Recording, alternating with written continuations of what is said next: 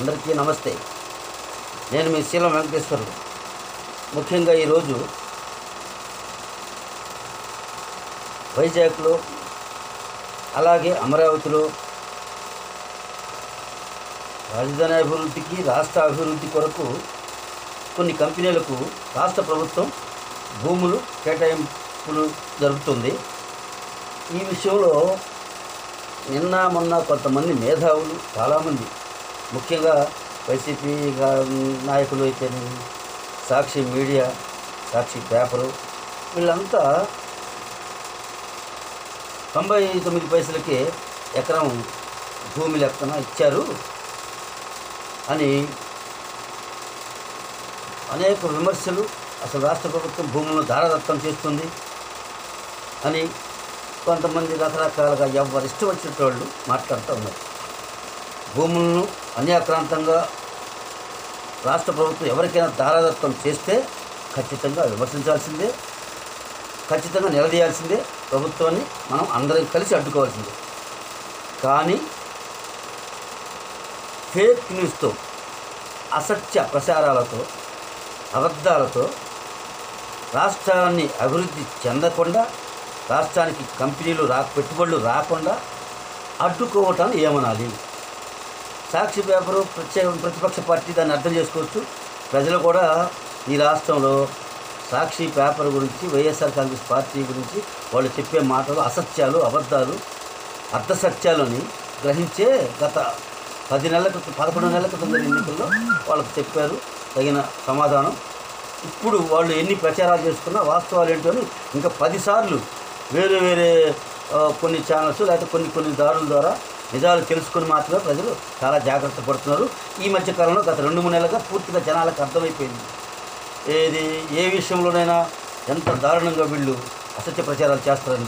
కానీ కొంతమంది మేధావులు, ముఖ్యంగా నేను ఒకరి పేరు కూడా చెప్పదలుచుకున్నా, ప్రొఫెసర్ నాగేశ్వర్, చాలా గౌరవం ఆయన, చాలా మేధావి కూడా.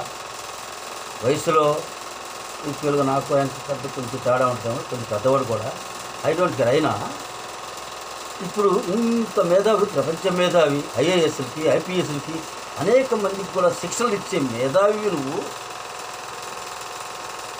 నిన్న 99 ఛానల్లో కూర్చొని ఈ భూముల పందేరంలో 99 పైసలకి చేసేది. అప్పుడు నాకు కూడా ఒక యూట్యూబ్ ఛానల్ పెట్టుకుంటాను, నాకు కూడా 2 ఎకరాలు 3 ఎకరాలు ఒక అర్ధ ఎకరం ఉన్నా ఇవ్వండి, నేను కూడా 10 మందికో 100 మందికో 50 మందికో ఉద్యోగాలు కల్పిస్తాను అన్నారు. ఎస్, మీరు అడగటంలో రైట్ ఉంది, అది నిజమైతే.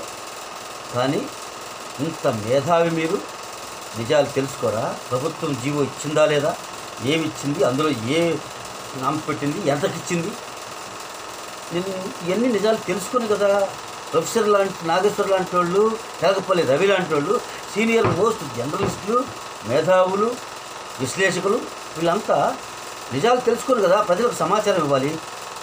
ఇంత దౌర్భాగ్యంగా 50 లక్షల ఎకరానికి ఇచ్చి వాళ్ళు పెట్టుబడులు 5,000 కోట్ల పెట్టుబడులు పెడతామని ఒక్కొక్క ఎకరం 50 లక్షలు పెట్టి వాళ్ళు తీసుకుంటే ఆ నిజాలు తెలుసుకోకుండా 99 పైసలకి ఇచ్చాడని ఏ సాక్షి పేపరో, సాక్షి మీడియానో వైసీపీ నాయకుడు చెప్పాడని మీరు కూడా అదేవిధంగా మాట్లాడటం ఎంతవరకు కరెక్టు? అసలు మీ నిజాయితీ ఏంది?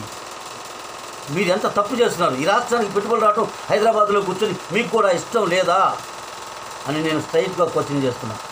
అవకాశం వచ్చిన ప్రతిసారి ఈ తల పండిపోయిన ముసలి మేధావులంతా కూడా మా ఆంధ్రప్రదేశ్ రాష్ట్రం మీద పడి ఏడుస్తారు. ఎందుకురా పిచ్చి కుక్కల్లారా? బాధేస్తుంది. కొత్త రాష్ట్రం గత 10 సంవత్సరాలుగా ఇలాంటి బండలు వేసి రాష్ట్రాన్ని రాజధాని లేని రాష్ట్రంగా చేసి దుర్మార్గులకు సపోర్ట్ చేసి ఈ రాష్ట్రం అభివృద్ధి చెందకుండా అడ్డుకున్న మీరు ఈరోజు అమరావతికి వచ్చి చూడండి ఏ రకంగా అభివృద్ధి అవుతుందో. ఈ ఆంధ్రప్రదేశ్ రాష్ట్రంలో 8 లక్షలకు పైగా కోట్ల పెట్టుబడులు వస్తూ పోలవరం దారిలో పడింది, పనులు వేగంగా జరుగుతున్నాయి. అమరావతి కట్టడాల్లో అనేక ప్రాంతాలు, అమరావతి ఎటు చూసినా కూడా యంత్రాలు, అభివృద్ధి, రోడ్లు, కంపెనీలు, రకరకాల కట్టడాలు ఇన్ని జరుగుతుంటే, పాలవాగు సుందరీకరణ పనులు, కొండవీటి వాగు పనులు అన్నీ ఏ మూలకపోయినా కాబట్టి కళ్ళు కనపట్టలేదా? చూడరా? ఏం లేకుండా మీరు స్టూడియోలో కూర్చొని ఎలా మాట్లాడతారు? మిమ్మల్ని ఏమన్నా తప్పలేదు. రాష్ట్రానికి పెట్టుబడులు రాలేదా? మీకు కళ్ళు కనపడలా?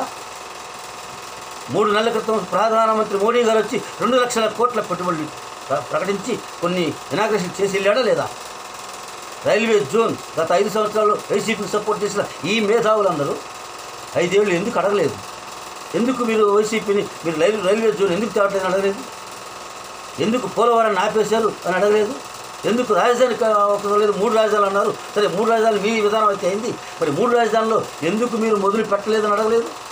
ఇన్ని తప్పులు మీ కింద పెట్టుకొని ఇవాళ రాష్ట్రం అభివృద్ధి చెందుతుంటే కళ్ళు ఓర్చలేక మీ కళ్ళు మండిపోయి ఒళ్ళు మండిపోయి సీట్లో కూర్చోలేక ఇష్టానుసారంగా అవకాశం వచ్చినప్పుడు అలా మాట్లాడతారా? ఈ రాష్ట్రంలో పెట్టుబడులు రాలా? పెట్టుబడులు పెడతల్లా? రైల్వే జోన్ రాలా? రైల్వే జోన్కి ప్రధానమంత్రి గారు వచ్చి శంకుస్థాపన చేసి వెళ్ళలా?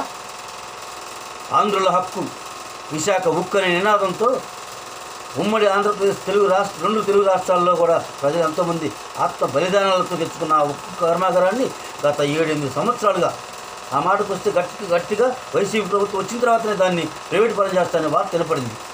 అప్పుడు ఏ మేధావి మాట్లాడాల? 5 ఏళ్ళు మూసుకొని ఊరుకున్నారు. కానీ ఆ తర్వాత ఈ ప్రభుత్వం వచ్చిన తర్వాత ఆఖరికి విశాఖ ఉక్కు కూడా 11,440 కోట్ల రూపాయలు తెచ్చి దానికి పునర్జీవానికి సహకరించారు కదా ఉమ్మడి ఈ కూటమి ప్రభుత్వం. ఇవి కాకుండా అసలు ఈ పెట్టుబడుల విషయంలో ఎందుకు అబద్ధాలు చెప్తున్నారు? వాళ్ళు చెప్పే అబద్ధాలని సాక్షి పేపర్ పుట్టికే ఒక అసాక్షి అబద్ధం. 2005లో 4లో ముఖ్యమంత్రి అయిన తర్వాత రాజశేఖర రెడ్డి 2005లో స్థాపించారు. నిన్న కాక మొన్న విజయసాయిరెడ్డి గారు ఏమంటున్నారు? నేను పెట్టిన పేపరు నా మీదే విషయం చెబుతుంది, నా మీదే అబద్ధాలు రాస్తుంది అంటున్నారు. అంతకంటే ముందు షర్మిల గారు నాకు వాటా ఉంది, నాకు సగం వాటా ఉంది అందులో, కానీ నా మీదనే గత సంవత్సర కాలంగా ఆమె రోడ్డు మీద పడి మొత్తుకుంటా ఉంది. నాకు సగభాగం ఉంది, నా మీదనే వీళ్ళు ఇష్టానుసారంగా మాట్లాడుతున్నారు, బూతులు తిట్టిస్తున్నారు. రాజశేఖర రెడ్డి గారిని, మా తల్లి విజయమ్మ గారిని కూడా అవమానకరంగా విచ్చలవిడిగా అసలు లోటుతో మాట్లాడలేని బూతులు తిడుతున్నారు. ఆ వర్రార రవీంద్ర రెడ్డి అతను అందరి చేత ఇష్టం వచ్చిన పోస్టులు పెట్టిస్తూ దీనికి మళ్ళీ సాక్షి పేపరు సాక్షి ఛానల్ కూడా సపోర్ట్ చేస్తూ వాళ్లే పెట్టిస్తున్నారని చెప్పి ఆమె మట్టుకుంటుంది కదా. ఇవన్నీ తెలిసి కూడా సాక్షిలో వచ్చే పేపర్లో వచ్చే వాటిని ఈ మేధావులందరూ ఎండప్ చేస్తారు. ఎలా వాళ్ళు చెప్పింది నిజమనుకొని వీళ్ళు ఎలా మాట్లాడుతున్నారో నాకు అర్థం కాదు. తిరగపల్లి రవి గారు కూడా ఈ మధ్యకాలంలో గత 6 నెలలుగా నేను వీళ్ళిద్దరిని ఫాలో అవుతున్నారు, ప్రొఫెసర్ నాగేశ్వర్, తిరగపల్లి రవి గారిని. కొంచెం వాళ్ళు బ్యాలెన్స్డ్గా అంతకుముందు ఏ విధంగా ఉన్నా సరే వాళ్ళకి నచ్చి ఎలాగైనా వాళ్ళకి నచ్చిన విధంగా చెప్పుకోవచ్చు. కానీ అబద్ధాలను అసత్యాలను చెప్పడంలో మీ ఉద్దేశం ఏంటి? ఆంధ్రప్రదేశ్ బాగుపడటం మీకు ఇష్టం లేదా? ఈ రాష్ట్రం బాగుపడద్దా? ఈ రాష్ట్రానికి ఉద్యోగాలు రావద్దా? ఈ రాష్ట్రానికి కంపెనీలు రావద్దా? ఈ రాష్ట్రానికి రాజధాని వద్దా? పోలవరం కట్టడం వద్దా? రైల్వే జోన్ వద్దా? రైల్వేలో ఎన్ని పెట్టుబడులు వచ్చాయి? ఇప్పుడు కొత్తగా మళ్ళీ అమరావతిలో రైల్వే రైలుకి 22,000 కోట్లు 2,200 కోట్లు శాంక్షన్ చేసింది. పనులు మొదలవుతున్నాయి. ఆంధ్రప్రదేశ్ అమరావతిలో inner ring road, outer ring రోడ్డుకి కేంద్ర ప్రభుత్వమే వేలాది కోట్ల రూపాయలు మంజూరు చేస్తుంది. అంటే ఈ రాష్ట్రం బాగుపడటం ఇష్టం లేని కొంతమంది కుహన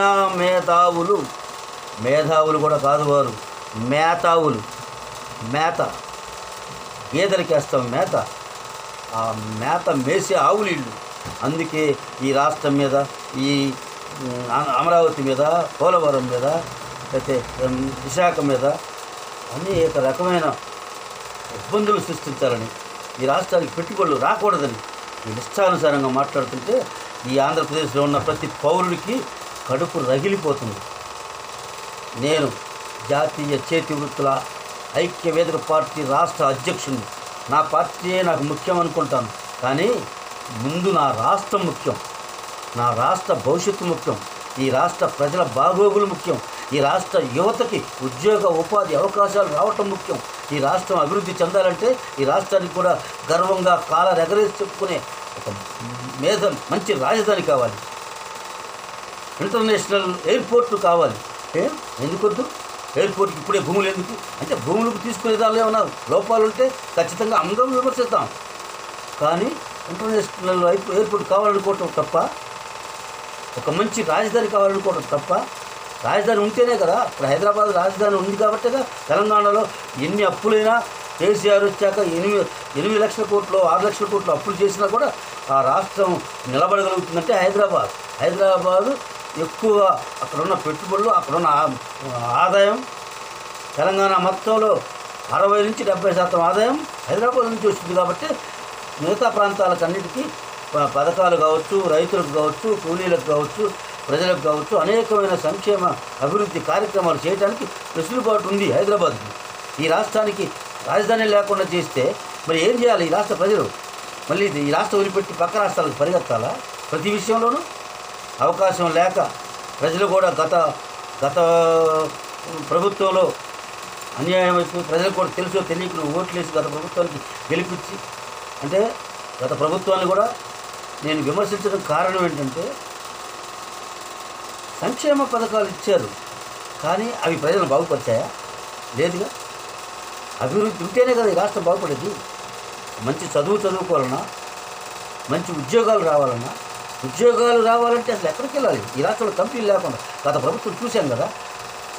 అసలు కొత్త కంపెనీలు తేవటం పక్కన పెడదాం, ఉన్న కంపెనీలు కూడా తరిమేసింది కదా. కియా మోటార్ కంపెనీ చంద్రబాబు తీసుకొస్తే దానికి అనుబంధ కంపెనీలు 7 కంపెనీలు రావాలి ఈ రాష్ట్రానికి, అదే కరువు ప్రాంతమైన అనంతపురానికి. కానీ అవేమీ రాకుండా అప్పట్లో ఉన్న స్థానిక ఎంపీ గోరంట్ల మాధవ్ వాళ్ళ మీద ఖర్చు చూపించి బుల్లెట్ చూపించి గను చూపించి నాకు వాటా ఇస్తేనే, లేదంటే మీ కంపెనీ ఏమి రాలేదని చెప్పంటే వాళ్ళు పక్క రాష్ట్రంలో పెట్టుకొని మెటీరియల్ తెచ్చుకుంటున్నారు. మళ్ళీ ఇప్పుడు చంద్రబాబు వచ్చారు కాబట్టి మళ్ళీ ఎందుకు కూడా తెలిస్తే తెస్తాడేమో చూద్దాం, వెయిట్ చేద్దాం. మనం చూసాంగా. అలాగే అమర్ రాజా బ్యాటరీని ఏ రకంగా తరివేశారో ఈ రాష్ట్రంలో ఉన్న కంపెనీలు మొత్తం అదాన్ డేటా సెంటర్ రాకనే కదా ఇప్పుడు మన వివాదంలో ఉన్న మీరు విమర్శిస్తున్న భూములు ఇచ్చారని విమర్శిస్తున్న ఆ డేటా సెంటర్కే కదా ఇప్పుడు ఆర్సా కంపెనీకి ఇచ్చింది. వీళ్ళు కూడా ఎవరో తెలుసా? ఆర్సా కంపెనీ వాళ్ళు మొత్తం తెలుగు వాళ్ళే అమెరికాలో సెటిల్ అయ్యి ఇప్పటికే వాళ్ళకు చాలా అనేక కంపెనీలు ఉన్నాయి, ఇండివిజువల్గా ఉన్నాయి. కానీ ఈ 5-6 మంది కలిసి ఎవరెవరు వీళ్ళు జయ తాళ్ళూరి, సతీష్ అబ్బూరి, వీళ్ళతో పాటు ఇంకొక 4-5 కలిసి ఆర్సా అనే కంపెనీ ఒకటి ఏర్పాటు చేసుకొని ఈ రాష్ట్రంలో పెట్టుబడులు 5,000 కోట్ల పెట్టుబడులు పెడతామని ఒక్కొక్క ఎకరం 50 లక్షలు పెట్టి 56 ఎకరాలు, ఇంకో 3 ఎకరాల అయితే ఎకరం ₹1 కోటి పెట్టి తీసుకున్న వాళ్ళు కంపెనీ పెడతానికి వస్తుంటే, డేటా సెంటర్లు పెడతానికి వస్తుంటే, ఈయన యూట్యూబ్ ఛానల్ పెడతానికంటే ఈయనకు కావాలంట. సరే ఇస్తారు, తీసుకోండి. ఎకరం 50 లక్షలు. ఎక్కడ ఎవరది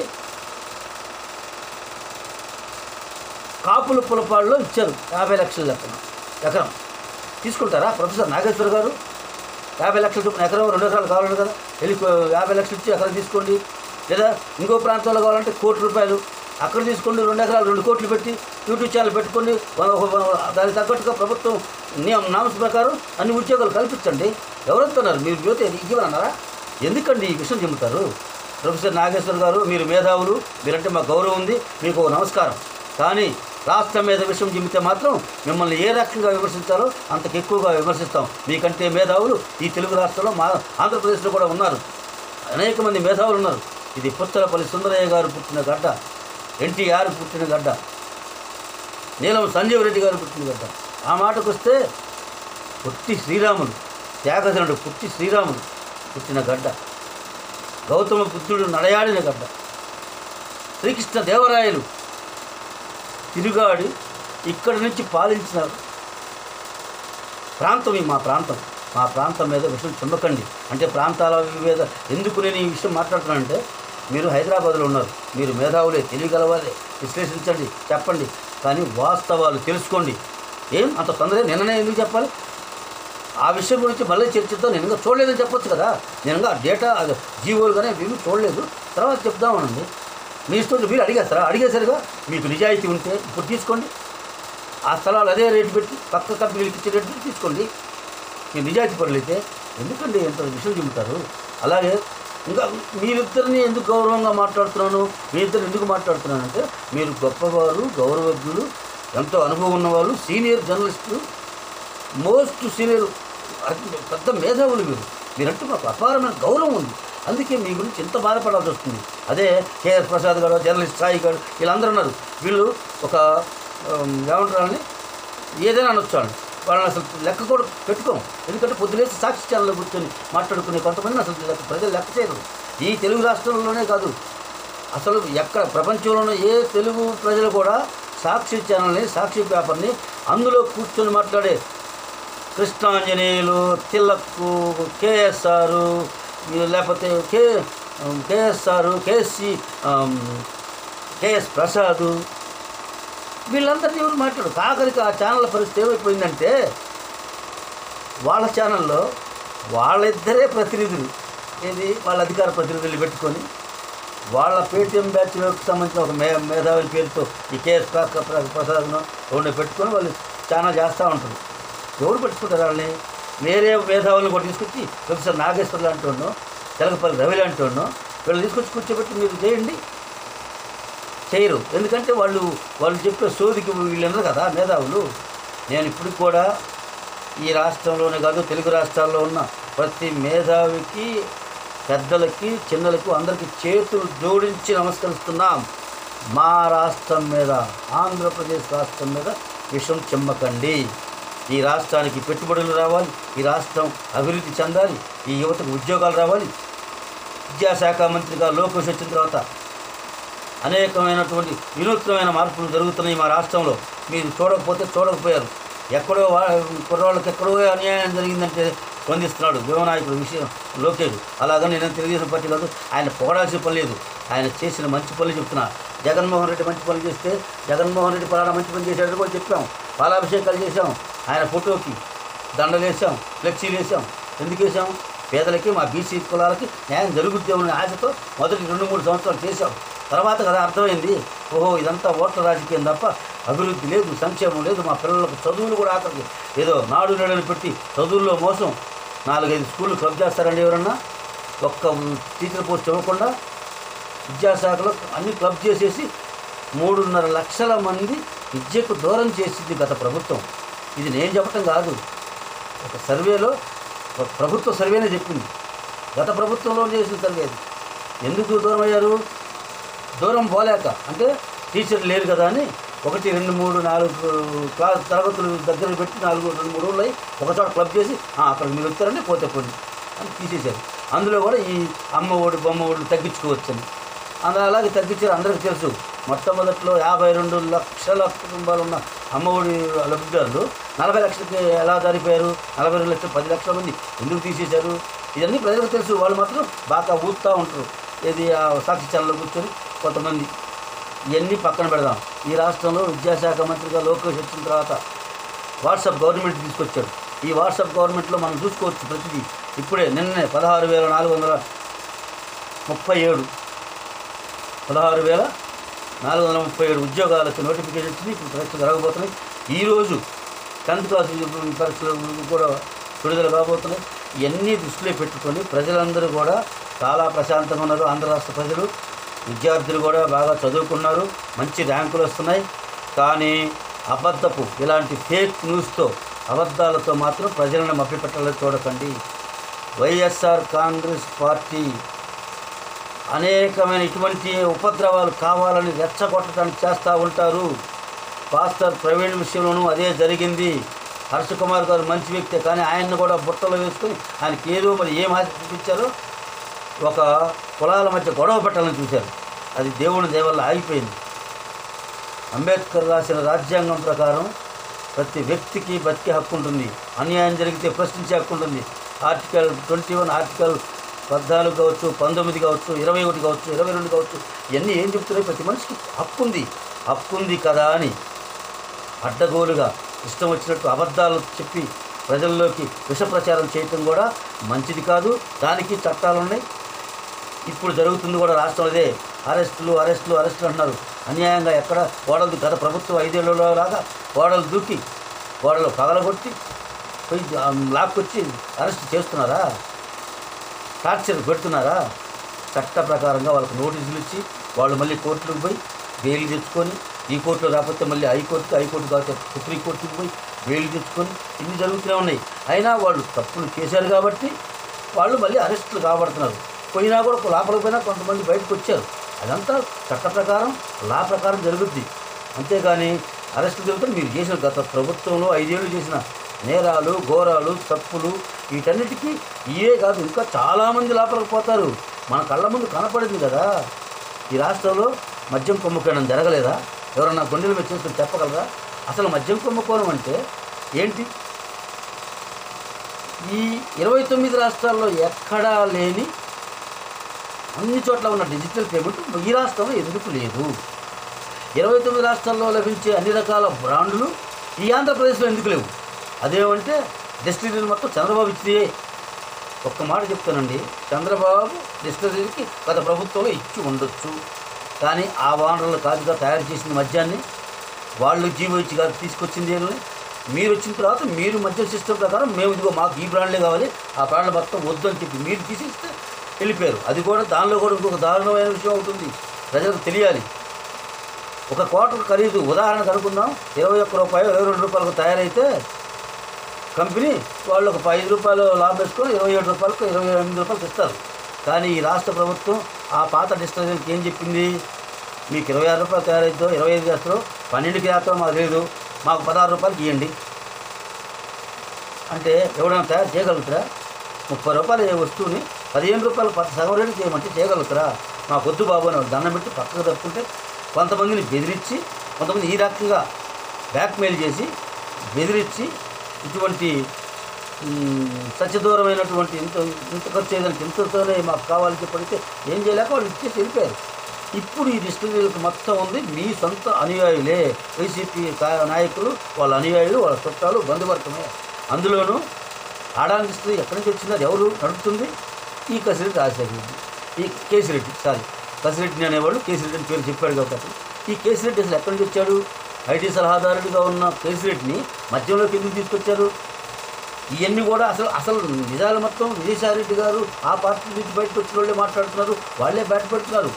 ఈ కసిరెడ్డి రాజశేఖర రెడ్డిని అధిష్టానమే నా దగ్గర పంపించి మంచి పదవులు ఏమంది, నేనే ప్రోత్సహించాను, నేనే పదవులు ఇచ్చాను, ఇవన్నీ చేస్తే వాళ్ళు నాకే దిగి అసలు తెలివైన క్రిమినల్ అతను అన్నాడు. ఎవరు ఈ క్రిమినల్?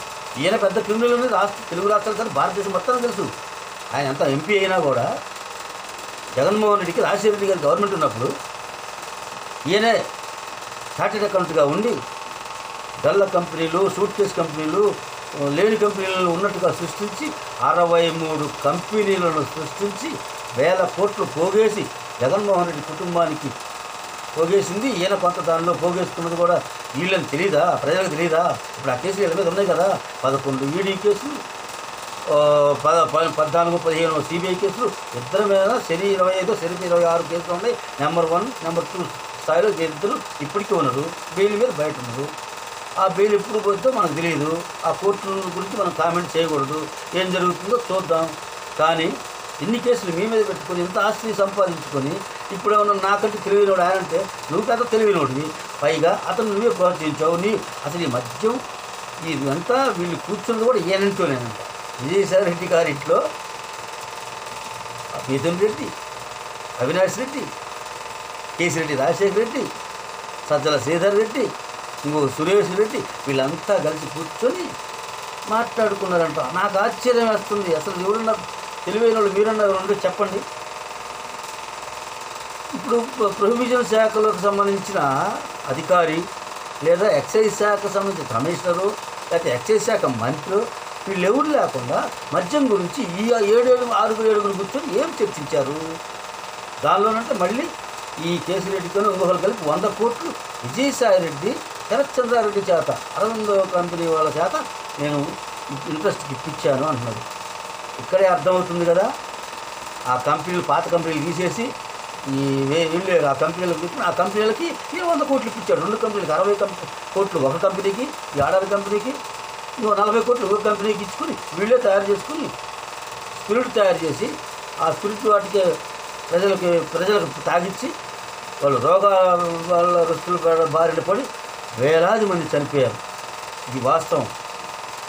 గత ప్రభుత్వం ఆ నాసిరకం మద్యం వల్ల కిడ్నీలు చెడిపోయి, లివర్లు చెడిపోయి, గుండె చెడిపోయి, హార్ట్ అటాకులు వచ్చి నీరసించి బాడీ కుళ్ళిపోయి కుషించిపోయి నశించిపోయిన వాళ్ళు ఈ రాష్ట్రంలో వేలాది మంది ఉన్నారు. ఇప్పటికీ మీరు రాష్ట్రం మొత్తంలో ఉన్న హాస్పిటల్లో వాళ్ళ డేటా చూస్తే గత 4-3 సంవత్సరాల డేటా చూసినా అర్థమవుద్ది.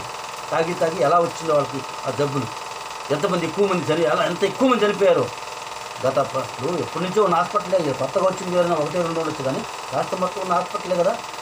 లెక్క అర్థమవుతుందిగా ఏ విధంగా మనుషులు చనిపోయారు, ఏ రోగాలతో చనిపోయారు, ఏ రుచులు చనిపోయారు కూడా లెక్క ఉంటుంది ప్రభుత్వం దగ్గర. ఆషామాషి కాదు. పైగా ఈ మద్యం కుంభకోణం అంట మాకేం సంబంధం లేదు, నాకు అసలు సంబంధం లేదంటారు విజయసాయి గారు. నీకు సంబంధం లేదు, నువ్వు మీటింగ్లు పెట్టావు నీ ఇంట్లో ఒకటి, మళ్ళీ అది కూడా అమరావతిలో జగన్మోహన్ రెడ్డి గారు తాడేపల్లి పక్కనే ఒక ఇంట్లో కూడా పెట్టావు, నువ్వే చెప్తున్నావు. నువ్వెందుకున్నావు మరి అందులో, నువ్వెందుకు డబ్బులు ఇప్పించావు అంటే నీ పాత్ర కూడా ఉంది. నా పాత్ర రాకుండా పక్కకు తప్పుకోవచ్చని నువ్వు ప్రయత్నం చేస్తున్నావు. దీంతో పాటు మాకు ప్రజలకు కూడా ఇంకొక అనుమానం కూడా ఉంది. ఈయన అసలు పార్టీ నుంచి బయటకు వచ్చిందే జగన్మోహన్ రెడ్డి కాపాడటానికి. ఈయన కాపాడుకుంటూ జగన్మోహన్ రెడ్డిని కూడా కాపాడుకోవడానికి బయటకు వచ్చి బీజేపీ వాళ్ళతో కొన్ని లాలూచి పడి త్వరలోనే బీజేపీలో కూడా చేరతాడు. అందుకే రాజీనామా చేశాడు, ఎంపీ పదవి కూడా రాజీనామా చేసిండు. కాకపోతే ఇంకొక సంవత్సరాలకు 6 నెలలకు నెలకు 2 నెలలకు బీజేపీలో కూడా చేరతాడని వార్తలు వస్తున్నాయి. చాలామంది మీ అనుయాయులు మీ మిత్రులు సన్నిహితులు కూడా చెప్తున్నారు పబ్లిక్గానే, ఖచ్చితంగా బీజేపీకి చేరతాడు. చేరండి, మీ ఇష్టం. ఈ రాజకీయాలు ఎవరైతే ఇష్టం లేదు, అవసరం లేదు. కానీ ఈ రాష్ట్ర సంపద దోపిడీ చేయబడింది, ఈ రాష్ట్ర ప్రజల హక్కులు హరించబడ్డాయి. ఈ రాష్ట్ర ప్రజలు గవర్నమెంట్ ఎన్నుకుంటే వాళ్ళు ఆరోగ్యాలను కాపాడుతారు అనుకున్నారు, కానీ ఈ రకమైన నాసిపు రకం ముందు పోసి ప్రజల చావులకు కూడా వీళ్ళే కారకులు అవుతారని అనుకోవాలి. ఇంత జరిగినా కూడా మళ్ళీ మద్య కుంభకోణంలో మాకేం తెలియదు. అదే కాకుండా ఐపీఎస్ ఐఏఎస్ని ఏ రకంగా వాడుకున్నారో నిన్ననే ఆంజనేయులు గారు మాజీ ఇంటెలిజెన్స్ డీజీపీ అరెస్ట్ అయ్యాడు. ఆయన, విశాల్ గున్ని, కాంతిరాణా టాటా వీళ్ళు ముగ్గురు కలిసి ఎవరో ఒక పెద్ద పారిశ్రామికవేత్తను కాపాడాలని జగన్మోహన్ రెడ్డి గారు సీఎంఈఓ ఆదేశిస్తే ఈ మన పిఎస్ఆర్ ఆంజనేయులు గారు విశాల్ గున్నికి చెప్పి ఆమెను తీసుకురామని పట్టణం పంపిస్తే, అదేంటంటే నేను పోతాను, ఇప్పుడు విశాఖని ట్రాన్స్ఫర్ చేశాను, విశాఖ పోవాలంటే నువ్వు ఈ టార్గెట్ పూర్తి చేసి తర్వాత ఎందుకు నువ్వు అని చెప్పి ఆయన నాపి ఆయనతో ఈలోపు విశాఖ సిపిగా ఉన్న ఈ కాంతిరాణా టాటా గారు వాళ్ళ కానిస్టేబుల్ ఆ స్టేషన్ నుంచి 2 రోజులు ముందుగానే ఎఫ్ఐఆర్ నమోదు కావడానికి 2 రోజులు ముందుగానే విమానం టికెట్లు వేసి వాళ్ళకి పంపించి ఆమెను ఎక్కడ ఉన్నామని తీసుకొచ్చి ఇక్కడ బంధించి, అది కూడా ఒక మహిళా కానిస్టేబుల్స్ కూడా అసలు ఎక్కడ పెట్టారో కూడా తెలియకుండా వాళ్ళ తండ్రి కూడా తీసుకొచ్చి నిర్బంధిస్తారా? ఆయన కూడా పాపం రిటైర్డ్ ఆర్మీ అనుకుంటాను బహుశా. వాళ్ళ తల్లిగారు కూడా ఏదో మంచి పెద్ద బ్యాంకులో ఉద్యోగం చేసి రిటైర్ అయింది. మంచి ఫ్యామిలీ, చదువుకున్న family, graduate family, royal family ఒక రకంగా చెప్పాలంటే. ఈ అమ్మాయి కూడా చదువుకున్నది, కాకపోతే నాకు ఏదో కళ మీద అభిమానంతో ఆర్టిస్ట్గా కావాలని జూనియర్ ఆర్టిస్ట్గా, అది కాకుండా ఏదో అందాల పోటీలో కూడా పాల్గొన్నట్టుగా కూడా స్టోరీలు చూసాం మనం. అటువంటి మంచి వాళ్ళని తీసుకొచ్చి నిర్బంధించి ఒక మహిళని 40 రోజులు పెట్టి ఎందుకు నిర్బంధించారో కూడా కారణం కూడా చెప్పారు. ఎవరు చెప్పారు? మీ పోలీస్ అధికారి అప్పట్లో ఉన్న విశాల్ గున్ని గారే సగం చెప్పాడు. ఇంకొక సగం ఎవరు చెప్పారు? కుక్కల విద్యాసాగర్ అనే మీ పార్టీ కార్యకర్త చేత భూములు ఏదో ఆమె అన్యాయంగా నా భూములు లేకపోతే అసలు ఆమెకి బెంగళూరులో ఆమెకి ఇక్కడ భూములు సంబంధం ఏంది అంటే ఫేక్ డాక్యుమెంట్లు సృష్టించి ఆమె నా భూముల్ని లాక్కుంటుందని చెప్పి కేసు పెట్టించారు. ఎట్లా ఆమె భూమి ఏమో కేసు పెట్టి వీళ్ళందరూ చేసింది అన్న 2022 అయితే 2018లో ఎప్పుడో కొనుక్కున్న భూమికి ఆధార్ కాగితాలు తీసుకొచ్చి చూపిస్తాడు కుక్కల విద్యాసాగర్. అసలు ఆమె మీద ఉన్న ఆమె తర్వాత ఎప్పుడు 2022 కొనుక్కుంది. 2018లోనే ఆమె అంతా వీళ్ళకి ఆ భూమి మార్చుకోవడానికి తాకట్టు పెట్టినది. అసలు అర్థం కాని భాషలు, వీళ్ళ ఎత్తులకు పై ఎత్తులు ప్రజలకి అర్థం కావట్లేదు. అంటే ఒక పారిశ్రామికవేత్తను కాపాడమని ఆయన ఏదో జగన్మోహన్ రెడ్డి గారికి చెప్పారని, జగన్మోహన్ రెడ్డి గారు ఏమో సిపి ఆంజనేయులు గారికి ఆర్డర్ వేశాడని, సిపి ఆంజనేయులు గారు ఏమన్నా విశాల్ గున్నిని కాంతిరాణా టాటాని నియమించి తీసుకురమ్మని చెప్పి పంపించేమని నాకు గందరగోళం చేశారు. అయిపోయింది. నాన్న అరెస్ట్ అయ్యాడు, మిగతా ఇద్దరు సస్పెండ్ అయ్యారు. ఈ కేసులు మేము ఎవ్వరికి దొరకకుండా తెలివిగా చేసామనుకుంటున్నారు. తెలుస్తాయి, తెలియకుండా ఉండవు. డిజిటల్ పేమెంట్ వాడలేదు కాబట్టి మద్యం కుంభకోణం బయటికి రాదు అనుకుంటున్నారు. ఎందుకు రాదు? మద్యం డిస్టిలరీల్లో కరెంటు మీటర్లు ఉంటాయిగా, మన ఇంటికి ఉన్నట్టుగానే. ఆ కరెంటు మీటర్లో ఎంత వాడింది తెలియదా? బయటికి రాదా? ఎంతెంత కట్టారు నెలకి వీళ్ళు కరెంటు బిల్లు? అంటే ఎన్ని డిస్టిలరీలు వాడారు, ఎంత మద్యం తయారు చేశారు, ఎంత చూపించారు, లెక్కలు ఎంత చూపించారు. చూపించిన మద్యం ఎంత ఉందో తీస్తే మొత్తం బ్రహ్మాండంగా వస్తుంది. గూగుల్ టేక్ ఉంది, ఇప్పుడు కొత్తగా ఇది కూడా వస్తుంది, ఆర్టిఫిషియల్ ఇంటెలిజెన్స్ AI. దాన్ని పట్టుకొని ప్రతి ఒక్కటి తప్పు చేసిన వాడు ఎవ్వడు కూడా తప్పించుకోలేరు. చట్టం చేతులు చాలా పెద్దవి. మనం అనుకుంటాం జగన్మోహన్ రెడ్డి గారు ఇప్పుడు ఎట్లున్నారా ఎన్నాళ్ళు ఇన్ని చెబుతున్నావు కదా అంటారేమో. దానికి రాజకీయమైన ఒక అంశం ఉంది. బీజేపీని జగన్మోహన్ రెడ్డి గారిని కాపాడుతుంది. ఎన్నాళ్ళు అధికారంలో ఉన్న పార్టీ కాపాడుతుందో చూద్దాం. అంతకుముందు కాంగ్రెస్ పార్టీలో ఉంది కాబట్టి, కాంగ్రెస్ పార్టీలో ఉండి ఎన్ని ఆయన చేశాడు కాబట్టి, రాజశేఖర్ గారు తండ్రి ముఖ్యమంత్రిగా ఉంది కాబట్టి ఆ 5-10 ఏళ్ళు వాళ్ళు కాపాడితే, ఈ ప్రభుత్వం వచ్చి 15 ఏళ్ళు, 15 ఏళ్ళ నుంచి కూడా ఈ ప్రభుత్వం కాపాడుతుంది. ఆయన ప్రతిపక్షంలో ఉన్నప్పుడు ఆయనకి 7-8 ఎంపీలు ఉన్నారు, రాజ్యసభ సభ్యులు 1-2 ఉన్నారు. ఇప్పుడు అధికారంలోకి వచ్చాక మొత్తం వాళ్ళే 30 మంది దాకా వాళ్ళు వీళ్ళు కలిపి 30 మంది ఆ ప్రభుత్వానికి ఊడిగం చేశారు. వైసీపీ ప్రభుత్వం కేంద్ర ప్రభుత్వానికి అందుకని కాపాడారు. ఇప్పటికి కూడా 4 ఎంపీలు, 5-6 రాజ్యసభ సభ్యులు ఉన్నారు. వాళ్ళని కూడా వాళ్ళు అడగకుండానే వీళ్ళు వాళ్ళ సపోర్ట్ చేస్తూ ఉంటారు.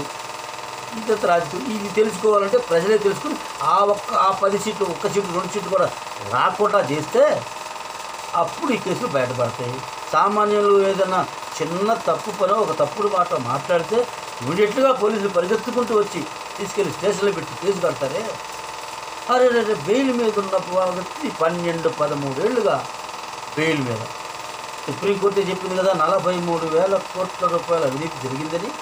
సుప్రీంకోర్టులో అఫిడవిట్లు ఉన్నాయి కదా, CBI అఫిడవిట్లు. దానికి తోడు అప్పట్లో సుప్రీంకోర్టు ఏం కామెంట్ చేసింది? ఒక హంతకుడి కంటే, ఒక దొంగ కంటే కూడా ఈ వైట్ కాలర్ నేరాలు చాలా ప్రమాదకరమైనవి. దొంగతనం జరిగితే ఒక ఇంట్లో ఆ కుటుంబమే నష్టపోయిద్ది. ఒక మనిషిని హత్య చేస్తే ఆ కుటుంబము నష్టపోయిద్ది. కానీ వీళ్ళు చేసే నేరాలు, వీళ్ళు చేసే అవినీతి వల్ల వేలాది మంది కుటుంబాలు, రాష్ట్రాలు, రాష్ట్ర ప్రభుత్వాలు, ప్రపంచం మొత్తం నాశనం అయిపోయింది. అందరూ నష్టపోతారు. రాష్ట్రంలో ఉన్న ప్రజలందరూ నష్టపోతారు వాళ్ళ అవినీతి వల్ల. అన్నిటికంటే పెద్ద తప్పు ఇది వైట్ కాలర్ నేరగాళ్లే, వీళ్ళని శిక్షించాలి అని చెప్పింది. కానీ ఏం చేశారు? సుప్రీంకోర్టు చెప్తుంది, కానీ రాష్ట్ర ప్రభుత్వాలు కదా, పాలించే నాయకులు కదా, చట్టాలు తయారు చేసింది ఎవరు? వీళ్ళే, రాజకీయ నాయకులు. పొలిటికల్గా ఉన్నటువంటి వింగ్ చాలా గొప్పది. అందుకే కదా పొలిటికల్గా మన సుప్రీంకోర్టు మీదనే వ్యాఖ్యలు చేశారు కదా 2 ఎంపీలు, బీజేపీ ఎంపీలు. ఏమని? ఉపరాష్ట్రపతిగా ఉన్న ధన్ఖడ్ గారు సుప్రీంకోర్టు ప్రభుత్వాన్ని శాసిస్తుంది, అది మంచిది కాదని చెప్పాడు ఆయన. మరి సుప్రీంకోర్టు అయితే 2 పక్కల లోపాలు ఉన్నాయి కాబట్టి ఏం మాట్లాడాలో మీలాంటి వాళ్ళకి, మాలాంటి వాళ్ళకి, సామాన్యులు కూడా అర్థం కావట్లా. సుప్రీంకోర్టులో ఉన్న జడ్జి ఇంట్లో కోట్లాది రూపాయలు బయటపడ్డాయి. అది ఏమైంది? దానికి కేసు పెట్టారా లేదా? ఈ దేశ ప్రజలకు తెలియదు. మరి ఎవరిని ఏమనాలి? సుప్రీంకోర్టు మీద విమర్శలు చేసి ఈ నాయకుల మీద కేసులు పెట్టారు, మొన్న పెట్టారు కూడా కొన్ని పేపర్లో చూసా. అది కూడా ఏదో ఒకటి కన్ఫ్యూజన్కి తేండి. సుప్రీంకోర్టు జడ్జి ఇంట్లో దొరికిన డబ్బు విషయం తేలాలి, అది కేసు పెట్టాలి. ఈ 2 ఎంపీల మీద కేసు పెట్టాలి. ఎవరికి వారికి, ఎవరికి తగ్గట్టుగా వాళ్ళకి చెక్ అండ్ బ్యాలెన్స్ ఉన్నాయి. చట్టానికి సుప్రీంకోర్టుకు కావాల్సిన సుప్రీంకోర్టు కోరిక అవుతాయి. ప్రభుత్వాలకి ఎంతవరకు వాళ్ళు మాట్లాడాలో, ఎంతవరకు వాళ్ళు చేయగలగాలో చట్టాలు, వాళ్ళకి కొన్ని చెక్ అండ్ బ్యాలెన్స్ ఉన్నాయి. అంత మాత్రాన వాళ్ళు ఇందులో దొరకడానికి లేదు, వీళ్ళు అందులో దొరకడానికి లేదు. రాష్ట్రపతికి కూడా కొన్ని పరిమితులు ఏమన్నా ఉంటాయి. ఇష్టానుసారంగా ఏమన్నా ఒక తీసుకొచ్చి ఉదయమంటే చెప్పే హక్కు రాష్ట్రపతి కూడా ఉండదు. అందుకే మహానుభావుడు, దేవుడు లాంటి వ్యక్తి బాబాసాహెబ్ అంబేద్కర్ గారు రాసిన రాజ్యాంగం ఇంత గొప్పది. అందుకే ఆయన గొప్పతనం ఇప్పటి కాదు, ఈ ప్రపంచం, ఈ భూమి ఉన్నంతకాలం ఉంటుంది. ఆయన రాజ్యాంగంలో మనం ఫాలో అవ్వాల్సిందే. బాబాసాహెబ్ అంబేద్కర్ రాసిన రాజ్యాంగం తప్ప ఏ రాజ్యాంగం పని చేయదు. అంతకుముందు జగన్మోహన్ రెడ్డి గారు ఉన్నప్పుడు 5 ఏళ్ళు ఏదో అతని సొంత రాజ్యాంగం అయితే రాజారెడ్డి రాజ్యాంగం అని అనుకుంటున్నారు కన్నా అవి సాగోగా తెల్లవుగా తెలిపోలా. కాకపోతే 2, 3 ఏళ్ళు 4 ఏళ్ళు సాగింది. తర్వాత ఏమైంది? బాబాసాహెబ్ అంబేద్కర్ రాజ్యాంగం వచ్చింది, ఎన్నికలు వచ్చినాయి, ఎన్నికల ప్రకారం ప్రజాస్వామ్యం ప్రకారం ఎన్నికలు జరిగినాయి, మళ్ళీ బాబాసాహెబ్ అంబేద్కర్ రాజ్యాంగం నడుస్తుంది. ఇందులో ఏదన్నా మళ్ళీ రెడ్ బుక్ రాజ్యాంగం అని వీళ్ళు అంటున్నారు కదా, అది రెడ్ బుక్ రాజ్యాంగం కాదు, ఆ రాజ్యాంగం నడవదు. ఈ చట్టాల ప్రకారం వీళ్ళందరూ కేసులు పెడుతున్నారు, తీసుకెళ్తున్నారు. ఆ రాజ్యాంగం వీళ్ళు కాకే విమర్శల కోసం వీళ్ళు అంటున్నారు. కానీ లోకేష్ అనే అతను అన్నాడు రెడ్ బుక్ రాజ్యాంగం నడుస్తుంది. కానీ రెడ్ బుక్ రాజ్యాంగం అంటే చట్టానికి వ్యతిరేకంగా చట్ట వ్యతిరేకంగా కార్యక్రమాలకు పాల్పడ్డ వాళ్ళు, చట్టాన్ని అధిగమించి తప్పులు చేసిన వాళ్ళ గురించే రాస్తున్నానని పదే పదే పదే అతను కూడా చెప్పాడు లోకేష్ గారు. కాబట్టి ప్రజలందరూ అర్థం చేసుకోవాల్సింది, ప్రజాస్వామ్యంలో ఈ డెమోక్రటిక్ దేశంలో ఓటు అనేది చాలా ముఖ్యం. అవినీతి పరులను ఎంకరేజ్ చేసి ఇప్పటికీ కొంతమంది ఉన్నారు, ఈ అవినీతి పరులని సపోర్ట్ చేసేవాళ్ళు ఉంటారు కూడా. కానీ మెజారిటీ ప్రజలు తెలివిగా వ్యవహరించి ఈ రాష్ట్రానికి ఏది మంచిది, ఈ రాష్ట్రానికి ఏం కావాలి, ఈ రాష్ట్ర ప్రజలకు భావి తరాలకు ఏం కావాలో తెలుసుకొని జాగ్రత్త పడాల్సిన అవసరం ఈ ప్రజలందరి మీద ఉందని తెలియజేస్తూ, బొమ్మ బొరుసు 2 ఒక నాణ్యానికి ఉంటాయి. కానీ బొమ్మ అంటే ఏంటి, బొరుసు అంటే ఏమిటి అనేది మనం కూడా తెలుసుకొని బొమ్మకు సపోర్ట్ చేసిన వాళ్ళు ప్రజాస్వామ్యం బతికి ఈ రాష్ట్రం బాగుపడుద్ది. అదే అచ్చుకెళ్ళి తిరగబడి గొలుసుకెళ్ళి మనం మొగ్గు చూపామంటే మళ్ళీ గత 5 ఏళ్ళలో 30 సంవత్సరాలు లిక్కిపోయాం. ఈసారి ఇంకొక తప్పు మళ్ళీ ఇంకా 4 ఏళ్ళకో 5 ఏళ్ళకో జరిగితే మళ్ళీ ఇంకో 30 ఏళ్ళు ఇరిక్కిపోతాం. ఆ పరిస్థితి రాకుండా ప్రజాస్వామ్యంలో ప్రజలే కాపాడుకోవాలి అని ప్రజలందరికీ తెలియజేసుకుంటూ, ఈ రాష్ట్ర ప్రభుత్వం సరైన మార్గంలో నడిచినంత వరకు ఈ రాష్ట్ర ప్రభుత్వానికి సపోర్ట్ చేస్తాం. తప్పుదారుల్లో నడిస్తే ఈ రాష్ట్రాన్ని నిలదీస్తాం, ఈ రాష్ట్ర ప్రభుత్వాన్ని నిలదీస్తాం, ఈ నాయకుల్ని నిలదీస్తాం. న్యాయపరంగా, చట్టపరంగా, రాజ్యాంగపరంగా నడిచే నడవడికను అందరూ సపోర్ట్ చేస్తారు. నువ్వు మాయ చేసి తిమ్మిని మమ్మిని చేసి మేము ప్రచారాలు చేసుకుని కూడా మంచి జరిగిందని చెప్పి కళ్ళబుల్లి మాటలు చెప్తే ఈ రాష్ట్ర ప్రజలు నమ్మరు. 100 మీడియాలు పెట్టుకొని సపోర్ట్ చేసినా నిజము అబద్ధంగా మారదు. వీళ్ళు ఒక మీడియా పెట్టుకొని 100 యూట్యూబ్ ఛానల్ పెట్టుకొని వీళ్ళు తప్పుడు ప్రచారాలు చేసినా ప్రజలు నమ్మరు. కళ్ళ ముందు కనపడుతుంది కదా. ఈ రాష్ట్ర ప్రజలందరికీ మళ్ళీ మళ్ళీ చెప్తున్నా, అమరావతిలో నేను వెళ్ళి కళ్ళారా చూసి వచ్చాను కనుక వెళ్ళి చూడండి. అమరావతి డెవలప్మెంట్ చూస్తే మీకే అర్థమవుతుంది. పోలవరం ఇప్పటికే డయాఫ్రమ్ వాల్ సగం దాకా పూర్తిగా వచ్చింది. ఈ సంవత్సరం ఆఖరి కల్లా కంప్లీట్ అవుతుంది. జనవరిలో మొదలయ్యాయి పనులు, సంవత్సరంలో పూర్తి చేయమని టార్గెట్ ఇచ్చారు. అది డయాఫ్రమ్ వాల్ పూర్తి అయితే ఆ తర్వాత ఇంకొక సంవత్సరం గట్టిగా కష్టపడితే పోలవరం చివరి కలిసి వస్తుంది. కాకపోతే ఆ పోలవరం విషయంలో కూడా నిర్వాసితులకు మాత్రం ఖచ్చితంగా కేంద్ర ప్రభుత్వమే సహాయం చేయాలి. నిర్వాసితులకు రాష్ట్ర ప్రభుత్వాలు చేయలేవు. అది రాజ్యాంగం ప్రకారం, చట్ట ప్రకారం, అందులో రాసుకున్న ప్రకారం, వాళ్ళు ఒప్పందం ప్రకారం కేంద్ర ప్రభుత్వమే చేయాలి. ఖచ్చితంగా చేయాలని కేంద్ర ప్రభుత్వాన్ని కోరుకుంటున్నాం. అలాగే అమరావతి పనులు అవుతుంది, అలాగే పెట్టుబడులు వస్తున్నాయి. కానీ వచ్చే పెట్టుబడులని అడ్డంకులు పడి ఏదో 100 కోట్లు దోసి పెడుతున్నారు. ఎవరికి 100 కోట్లు దోసి పెడుతున్నారు? ఆ కాపులపల్లిపల్లిలో ఎకరం అనుకుంది, అక్కడ విశాఖపట్నం దోచుకుందంతా గత పాలకులే కదా. 50 లక్షలు పెట్టుకున్న భూమిని 99 పైసలు ఈ రోజు కూడా ప్రచారం చేస్తాం ఆ మీడియాలో కొంతమంది విశ్లేషకులు కూడా. బుద్ధి కానీ ఉండక్కర్లా 99 పైసలకు భూమి ఇచ్చారని చెప్పి ఇంత నీచమైన ప్రచారం చేస్తుంటే ప్రజలకు తెలియదా? ప్రజలకు తెలుసు. అందుకే మా బొట్టోళ్ళం కూడా ముందుకు వచ్చి ఎందుకు మాట్లాడుతున్నామంటే ప్రజలకు నిజాలు తెలియాలని.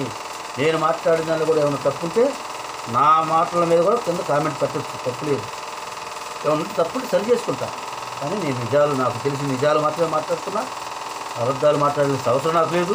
నేను ఏ పార్టీకి సంబంధం లేదు. నా సొంత పార్టీ చేతి వృత్తుల ఐక్యవేత్త పార్టీ. మేము నిజమే మాట్లాడతాం. ఎవ్వడికి లంఘం, ఒక్క నయా పైసా కూడా ఆశించం. నా కష్టార్జితం మగ్గం నేర్చుకొని బతికినోడిని. నేను నా కష్టార్జితతోనే బతుకుతా తప్ప ఈ కోటు కూడా నేను కొనుక్కునే 4 కోట్లు కావాలని రాజకీయాల్లోకి వచ్చాను కాబట్టి గంభీరంగా ఉంటాను. నాకేం ఆస్తులు పాస్తులు లేవు. అది కూడా నిజాయితీగా మీ అందరికీ చెప్పుకుంటూ ఈరోజు ఏ పరిస్థితుల్లో ఉన్నా ఇంకా 10 ఏళ్లకైనా నేను బతికినన్నాళ్ళు నిజాయితీగా ఇలాగనే బతుకుతాను, ఇలాగనే ఉంటాను. నీతి నిజాయితీగా నేను మాట్లాడుతానని తెలియజేసుకుంటూ అందరికీ నమస్తే. Thank you all of you.